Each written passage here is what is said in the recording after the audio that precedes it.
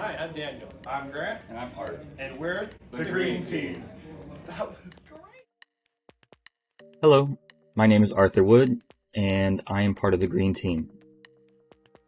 For our mechatronics project, we wanted to create a device that would take care of a plant automatically. And so we came up with this idea for an automated plant care system. With the goal that a plant would sustain itself if it was attached to the system, and it would keep living as long as the reservoir was filled. And this idea came about based on our experience with plants in the past, like not doing the best to care for one and letting them dry out and forgetting about them, essentially. So this would kind of solve some of that. For this next part, we'll be showing how our project works. This is our OLED that shows our moisture level and temperature. Right now he's going to take the moisture sensor out of the soil, which indicates low moisture. You can then see that the pump will turn on and fill and water the plant. As he puts it back in, the watering stops. He'll then take the water level sensor out of the hydro flask and wave his finger in front of the PIR, and it indicates water is low on the OLED.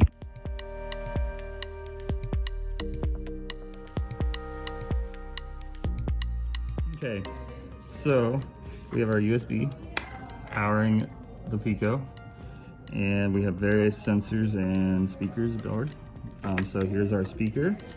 We have a moisture sensor that's wired through a Grove connection here. It's not plugged in at the moment, but then we have a display that was mounted to our 3D printed case that I'll show you right now. We also have a motor, a pump, that was attached here, and we set up a transistor here to, and this is actually powered by an external power supply. I'll show that.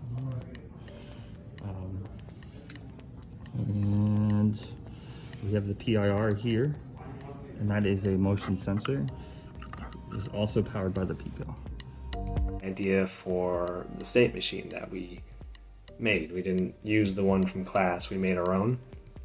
So after I wrote the framework for the state machine, that is, ours was a while loop, of course, and then each state had its own while loop. So initially its state is standby, so while state equals standby, do these functions. If, say, the water level goes too low, state equals notify standby. And so no longer while state equals standby, now while state equals notify standby. Again, going through that loop, waiting for another event to happen to switch us to either notify, which would be if the PIR that we had for detecting people, and then it would yell at whoever was walking by, hey, I need water.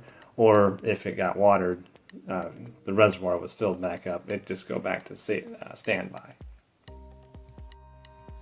For my part of the project, I was in charge for designing the enclosure that held the hydro flask, circuitry, and plant. I was also in charge in making the hydro flask lid that held the water level sensor, the pump tubing, and wiring. I also helped in determining threshold parameters for the water level sensor and the moisture sensor. We found these thresholds using the data sheets on adafruit.com, and also some testing we did ourselves. Some things that I learned was the importance in packaging for mechatronics, and the fact that wiring takes up a lot more space than you would think, and you have to be prepared in your design process for all the wiring of all these sensors, because I didn't take this into account, and it caused the plant to not be able to fit correctly in the enclosure. For my part, I built part of the circuit, putting the wires together. I had a pretty good grasp on which wires needed to go where what wire was heading to, and I didn't get lost, which helped. And I also had the idea for the state machine that we made. We didn't use the one from class, we made our own. And then I also was the one who put everybody else's code in together into the state machine while they kind of watched over my shoulder. And as I was writing it, Arthur said, why don't you put all of this into a library first? And I didn't really realize that I could do that. Like, I knew I could, I just didn't know how easy it was to actually build a library. You literally just put it all in there and then you can call it later. And it was really cool. Just suddenly that clicked, like, oh yeah, I can do that. So that was one of the things that I learned.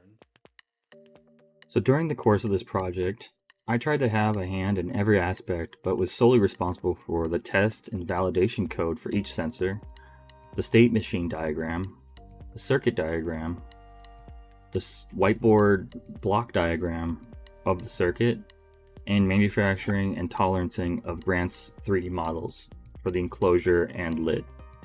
I learned that implementing a mechatronic system like this isn't as bad as it seems once you gain the hang of it. I'm looking forward to working on a watering system for my plants at home. On another front, understanding the Blinka library is going to help me out with a few side projects that I'm using Adafruit devices for, and I'm excited to move forward with those projects with that understanding. Besides that, I had a ton of fun with this, and I'm looking forward to the next project. Thank you so much for listening, and have a great day.